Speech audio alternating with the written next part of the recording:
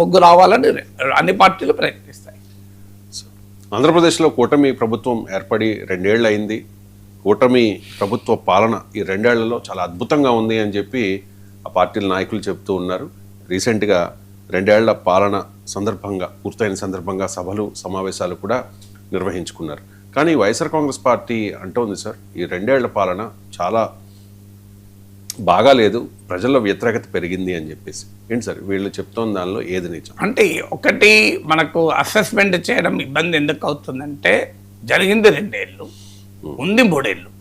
మీకు 3 ఎలక్షన్స్ వచ్చేంత వరకు మీకు ఆ టిప్పింగ్ పాయింట్ రాదు. మీకు ప్రజల్లో ఉండే అభిప్రాయాన్ని ఒక క్వాలిటేటివ్ చేంజ్ రాదు, మీకు క్వాంటిటేటివ్ చేంజెస్ మాత్రమే వస్తాయి, పరిమాణాత్మక మార్పులే వస్తాయి తప్ప గుణాత్మక మార్పు రాదు. అది గేజ్ కూడా చేయలేము. అందువల్ల మీరు ఇప్పుడు ఏ సర్వేలు చూసినా అది కంప్లీట్గా రియల్ పిక్చర్ ఇస్తుందని నేను అనుకోను. బట్ నేను చాలా ప్రాంతాలు తిరుగుతూ ఉంటాను, చాలామందితో మాట్లాడుతుంటాను. 2 తెలుగు రాష్ట్రాల్లో కనుక నాకు గ్రామాన పరిచయాలు ఉన్నాయి. ఈ 40 ఏళ్లలో నేను ఇచ్చాపురం నుంచి తడ వరకు తిరగని ఊరు లేవు. ప్రతి జిల్లాలో కనీసం ఒక 10 ప్లేసులు వెళ్ళుంటా. 10 ప్లేసులు, 1 కాదు 2 కాదు, నేను ఈ 40 ఇయర్స్లో. అందువల్ల నాకు అనేక వర్గాల ప్రజానీకంతో సంబంధాలు ఉన్నాయి కనుక వీరితో నిరంతరం మాట్లాడుతూ ఉంటాను. అందువల్ల ఇది రిప్రజెంటేటివ్ ఒపీనియన్ కాకపోవచ్చు, కానీ ఒక స్థూలమైన అభిప్రాయానికి కనుక చూస్తే అసంతృప్తి ఈ 2 ఏళ్లలో పూర్తిగా ఏమీ లేదు అని ఎవరైనా అనుకుంటే అది పొరపాటు. అసంతృప్తి తీవ్రంగా ఉంది, ఇప్పటికిప్పుడు ఈ ప్రభుత్వాన్ని తీర్పడేయాలన్నంత కోరిక ఉంది అని ఎవరైనా అనుకున్నా అది పొరపాటే. అందువల్ల అది కూటమి లోపల వీరికి తెలుసు, వారికి తెలుసు, ప్రతిపక్షానికి తెలుసు, కూటమికి తెలుసు. మనం చెప్పేది బైక్ ఒప్పుకోరు కానీ అందరికీ ఇంటర్నల్గా తెలుసు, తెలియకపోవడానికి క్వశ్చనే లేదు. సో ఏంటి, కూటమికి కూడా తెలుసు ఈ అసంతృప్తి మొదలైంది అని, ప్రతిపక్షానికి కూడా తెలుసు ఈ అసంతృప్తి మహాప్రభంజనం ఇంకా కాలేదని కూడా తెలుసు. కానీ పైకి ఏం చెప్తుంటారు, అసలు అసంతృప్తే లేదని కూటమి చెప్తుంది, మహాప్రభంజనం అయిపోయిందని వైసీపీ చెప్తుంది. రియాలిటీ ఏంటంటే కొన్ని వర్గాలలో కొన్ని అంశాలపైన అసంతృప్తి ఖచ్చితంగా స్పష్టంగా కనబడుతుంది. మీకు యూత్లో ఫర్ ఎగ్జాంపుల్ జాబ్స్ ఇష్యూ పైన చాలా తీవ్రంగా అసంతృప్తి పెరుగుతోంది. 1 సెక్షన్ మీకు లాస్ట్ టైం జగన్ ఓటమికి కారణమైన అతి ముఖ్యమైన సెక్షన్ యూత్. ఇటీవల కాలంలో తమిళనాడులో విజయానికి ముఖ్యమైన కారణం యూత్. ఇవాళ దేశంలో మోడీ ప్రభుత్వాన్ని ఎంతో కొంత టెన్షన్ పుట్టిస్తున్న vote youth vote. Nepal, Sri Lanka, బంగ్లాదేశ్లో కూడా మార్పులకు యూత్ ఒక కారణమయ్యారు. అందువల్ల unrest of the young voter అనేది ఇటీవల కాలంలో ఒక పొలిటికల్లీ ఎక్స్ప్లోజివ్ అంశంగా మారిపోయింది దేశంలోనూ ఇతరత్ర కూడా. సో ఈ యంగ్ ఓటర్ మాత్రం చాలా వేగంగా వొలటైల్గా ఉంటారు. మిగతా ఓటర్ ఇప్పుడు ఓల్డ్ ఓటర్స్ ఏజ్ ఎక్కున్న వారేమో కొద్దిగా కన్ఫర్మిస్ట్ ఉంటారు, వీళ్ళు రీకన్సైల్ కారు యంగ్ ఓటర్. సో యంగ్ ఓటర్లో మాత్రం అసంతృప్తి పెరుగుతుంది. మీకు లాస్ట్ టైం కూడా జగన్ అనుకున్నది ఏంటంటే నేను బటన్ నొక్కాను కదా, ఇన్ని లక్షల కోట్లు వేసాను కదా, కానీ యంగ్ ఓటర్ ఫ్యామిలీస్ను, పేరెంట్స్ కూడా ఇన్ఫ్లుయెన్స్ చేయగలిగారు.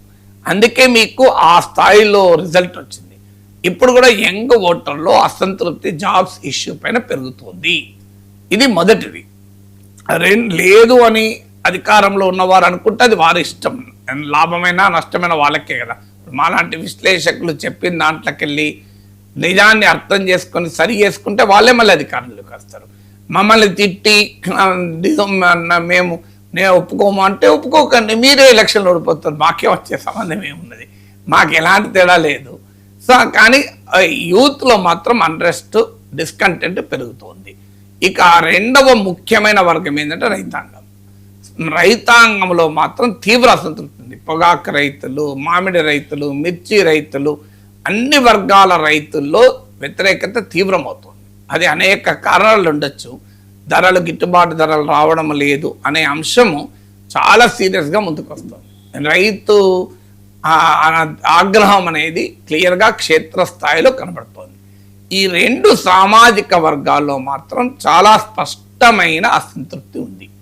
ఇది కాక మొత్తం రాష్ట్రంలోని అన్ని వర్గాల ప్రజల్లోకి అసంతృప్తి పెరిగిందని నేను అనుకోను. ముఖ్యంగా ఈ 2 వర్గాలు ఇష్యూస్కి వచ్చే వరకు ఇప్పుడు కరెంట్ ఛార్జెస్ ఉన్నాయి, దాని రూపం మారింది తప్ప ఛార్జీలు పెరుగుతున్నాయన్న భావన ప్రజల్లో ఉంది. రూపం మారచ్చు. సో ఆ అంశంపై కూడా నీకు ఆ వ్యతిరేకత ఉంది. అయితే ఏది లాభం చేస్తోంది? సూపర్ 6 ఉంది. సూపర్ 6 పైన కొన్ని పథకాలు అమలు కాలేదు అన్న అసంతృప్తి ఉంది. వైసీపీ యొక్క అభిప్రాయంలో ఉంది ఏంటంటే సూపర్ 6 ఎక్కడా అమలు కాలేదు, దాంతో కంప్లీట్గా ప్రజలు వ్యతిరేకంగా ఉన్నారన్న అంచనాలో వాళ్ళు ఉన్నట్టు కనపడుతోంది.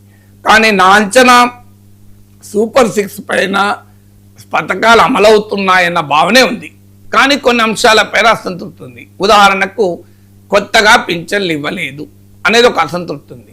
ఈ కూటమి అధికారంలోకి వచ్చాక ఈ 2 ఏళ్లలో 60 ఏళ్ళు నిన్న వాళ్ళు ఈ ఎలిజిబిలిటీ వచ్చిన వాళ్ళు ఉంటారు పింఛన్కు.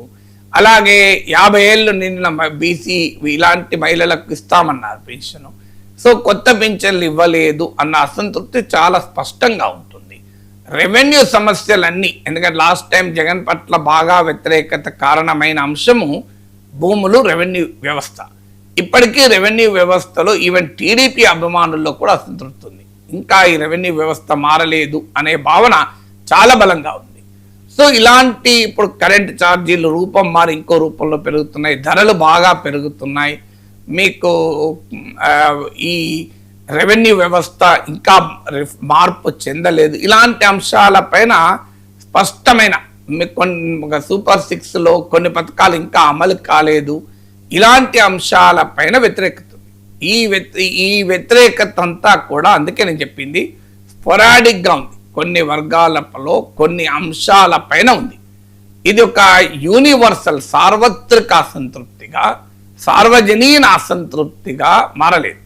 So across all sections, across all issues ప్రభుత్వం పట్ల అసంతృప్తి ఆ స్థాయిలో పెరిగింది అంటే అది నేను అంగీకరించను. అయితే సాధారణంగా 2 ఏళ్లలో సంతృప్త స్థాయి పెరుగుతుంది ప్రభుత్వాల పట్ల. ఏంటంటే లెవెల్ ఆఫ్ సాటిస్ఫాక్షన్ పెరుగుతుంది, అట్లీస్ట్ తగ్గదు. కానీ ఇక్కడ 2 ఏళ్లలో లెవెల్ ఆఫ్ సాటిస్ఫాక్షన్ పెరగకపోగా అసంతృప్తి కాస్త మొదలైంది. కానీ దాన్ని ఈ కూటమి ప్రభుత్వం ఇవాళ ఇక ఎన్నికలు పెడితే ఓడిపోతుంది అనే లెవెల్లో ఊహించుకుంటే అది చాలా పొరపాటు, ఆ స్థాయిలో లేదు.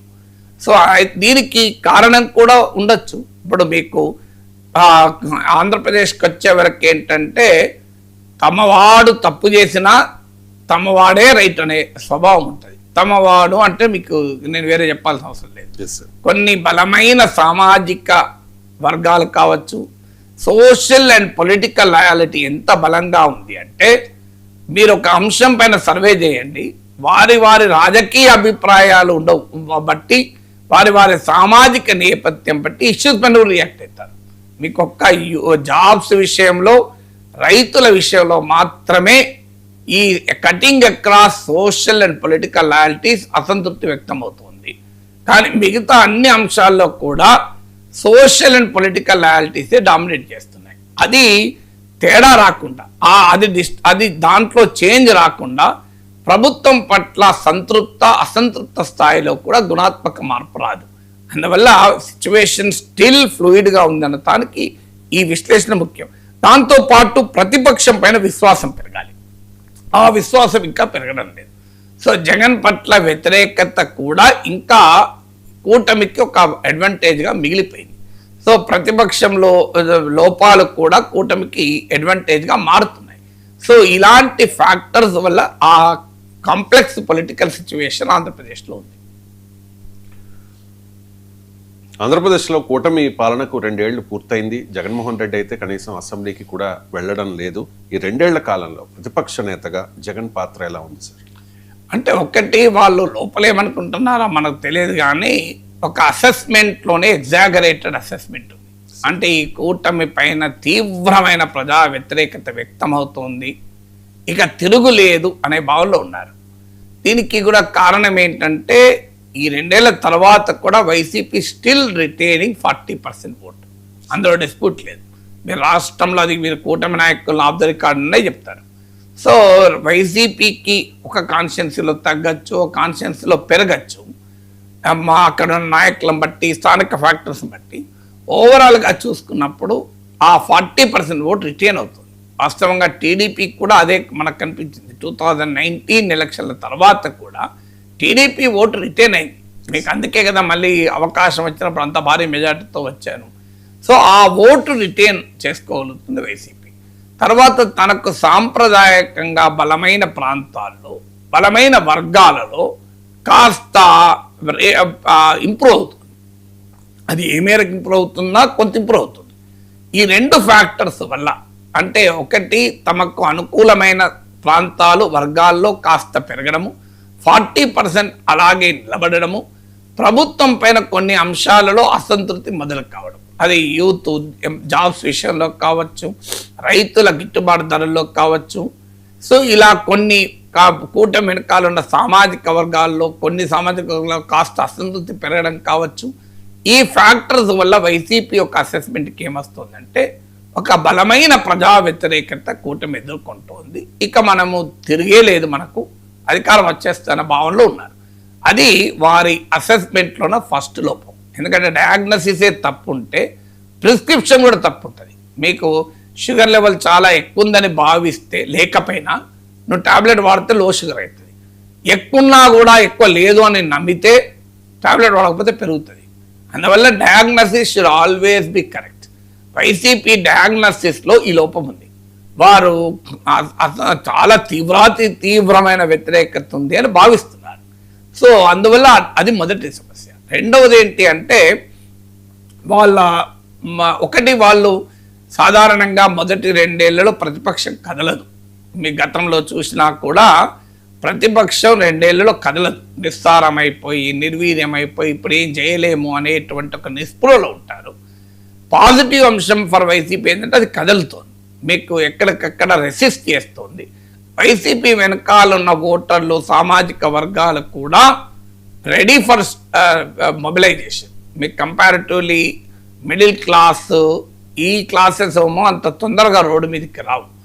కానీ రోడ్డు మీదకి ఇచ్చి ఫైట్ చేయగలిగిన సామర్థ్యం ఉన్న, స్వభావం ఉన్న సామాజిక వర్గాలు వైసీపీ వెనకాల ఉండడము వల్ల వైసీపీ అపోజిషన్గా యాక్టివ్గా ఉన్నమాట నిజం.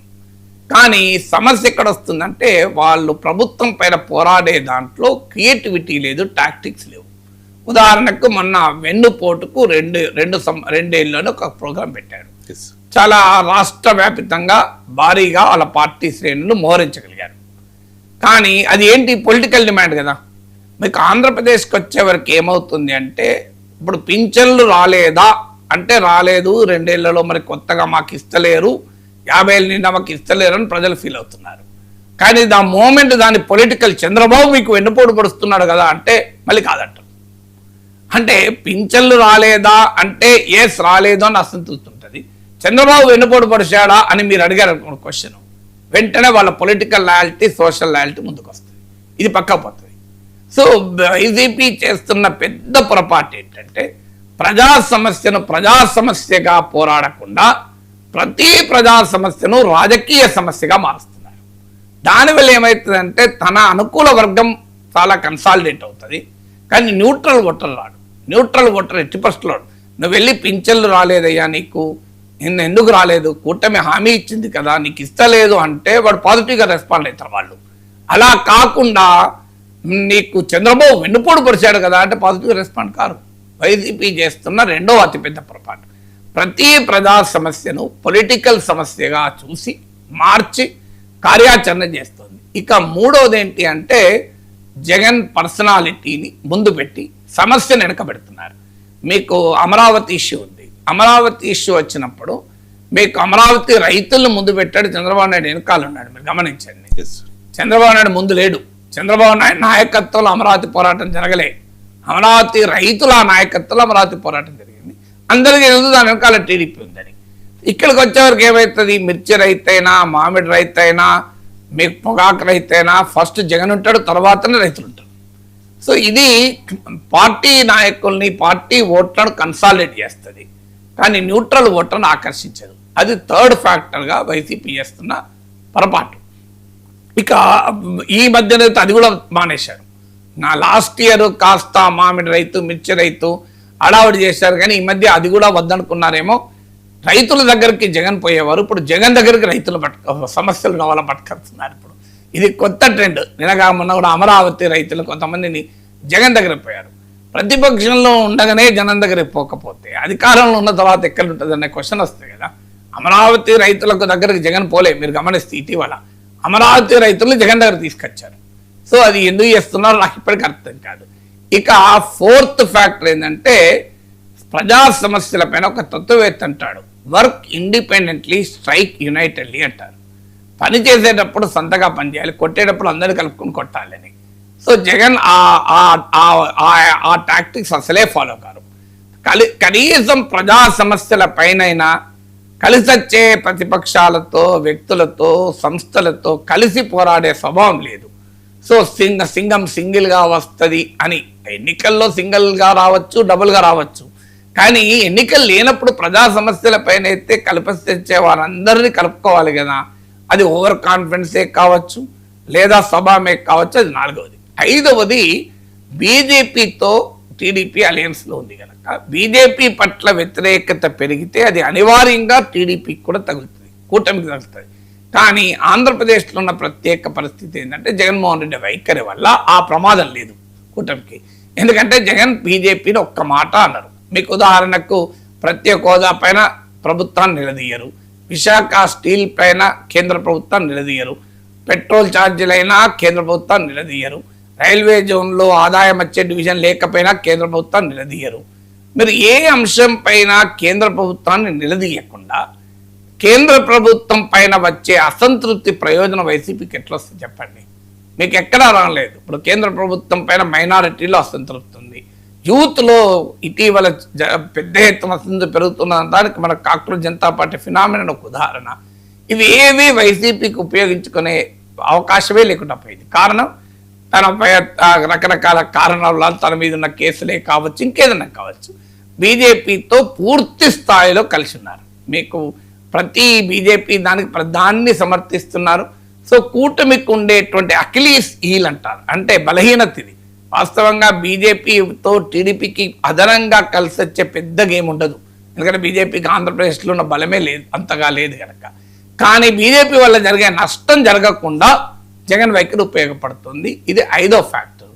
ఇక 6వ ఫ్యాక్టర్ ఏంటంటే కూటమి పెద్ద ఎత్తున వైసీపీ అంటే ఒక హింసాయుత స్వభావం ఉన్న పార్టీ, వారు ఇష్టం వచ్చినట్టుగా మాట్లాడతారు, చేస్తారు అనే ఒక పెద్ద ప్రచారాన్ని కూటమి చేస్తుంది. ఇది న్యూట్రల్ ఓటర్లో కొంత ప్రభావం ఉంది. దాన్ని ఎదుర్కొనే రీతిలో కాకుండా రప్ప అంటావా అంటాం, సో మీకు వ్యక్తిగతంగా మేము కూడా కామెంట్లు చేస్తాం, సో బస్తీ మే సవాల్ అనే రీతిలో వెళ్ళడం వల్ల ఏమవుతుందంటే తన అనుకూల వర్గాలు సంతోషపడతాయి. అబ్బా ఏం కొట్లాడుతున్నాడా మావాడు, నువ్వని తేల్చుకుంటాడు. న్యూట్రల్ ఓటర్ సంతృప్తి చెందాడు.